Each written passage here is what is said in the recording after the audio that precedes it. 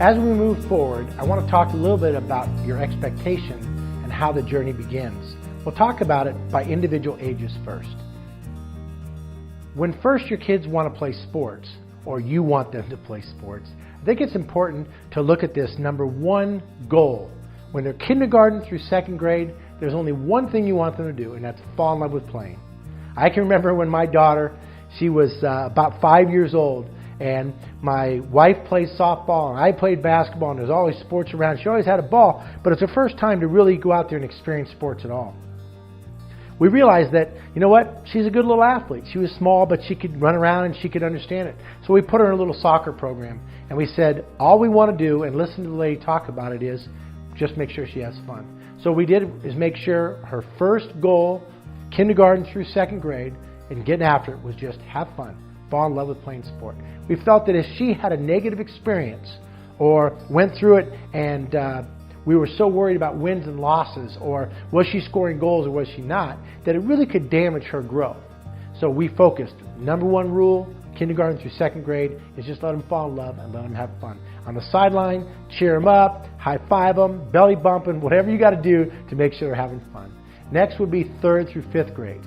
For there, they want to make sure they're nurturing the love of the game, but then you really want to start to give them the fundamentals. Yeah, you can give the fundamentals to the youngers a little bit, some of the basics, but now third through fifth grade, think about that, that's 8 to 10 years old. Then you really want to start to work with them in terms of maybe footwork, jump stops and pivots and cutting and body balance and things like that. I can remember again teaching my son, just talking about a negative stop versus a negative start versus a positive start. So a negative start is when you've got your feet set and you're going to go. What happens is you take a step backwards before you go forward. Now, why does that mean anything to anybody? Well, if you want to be quick, you've got to have all your motion going forward and being explosive in any sport. So what we did is we had to teach them how to stop, which is 2-foot stop and be under balance, and then to start. So we talk about the fundamentals of a positive start versus negative.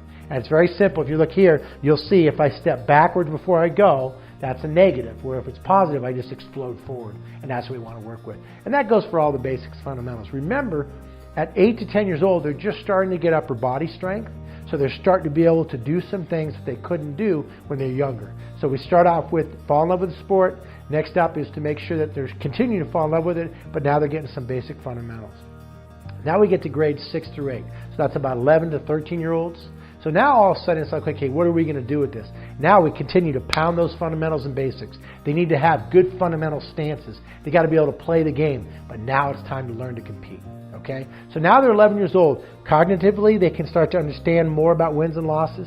Remember, I started with the story when I was 7 years old, and I really had no clue about wins and losses and all that. I guarantee you know how I know that? Because when you take an 8-year-old and they go out to any sport and the game is over, parents, we're still thinking, oh man, they lost the game, this and that.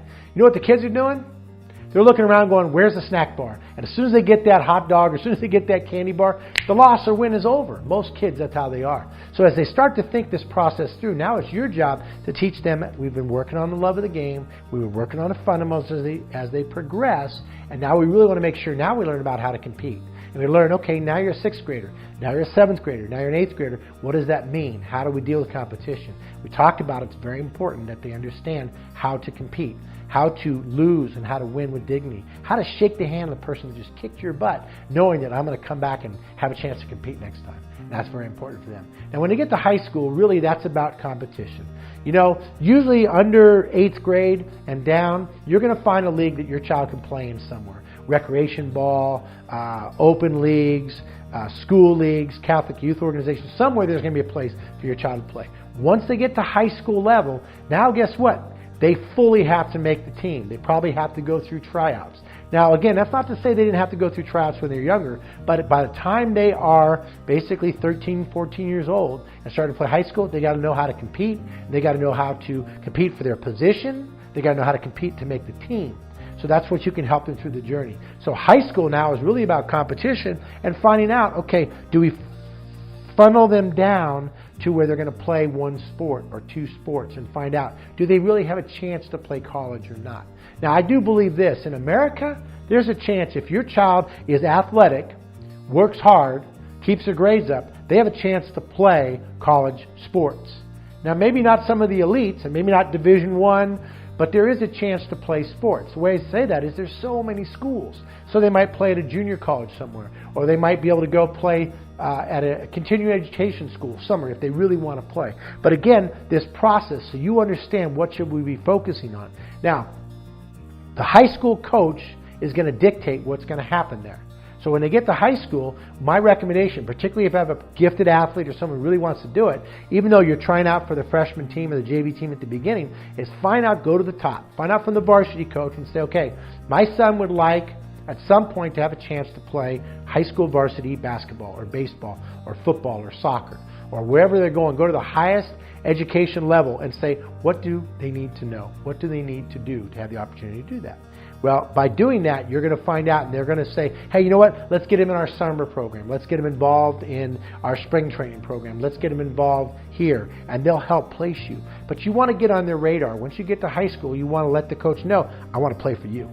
And that's an important process as you go forward. So as we start this journey, remember, kindergarten through second grade, fall in love. Let them have fun, tickles, plays. Sometimes if it's volleyball, they do it with balloons, just so they learn the technique of passing the ball and see who can pass the ball better and have fun with that. We used to do that in the living room with my little daughter, and we'd have a blast and giggle, and then we'd do that. And you have to turn around real quick and come back and pass the ball again because we're having fun, and it's a very important part of it. And then third to fifth grade, continue the love of the game, but start to teach the basic and fundamentals. Sixth to eighth grades, really, let's start competition now. Let's start to compete and understand what that's about. High school, that's really about competition, and you are going to have zero control over what's going to happen. The coach at the high school is going to dictate everything.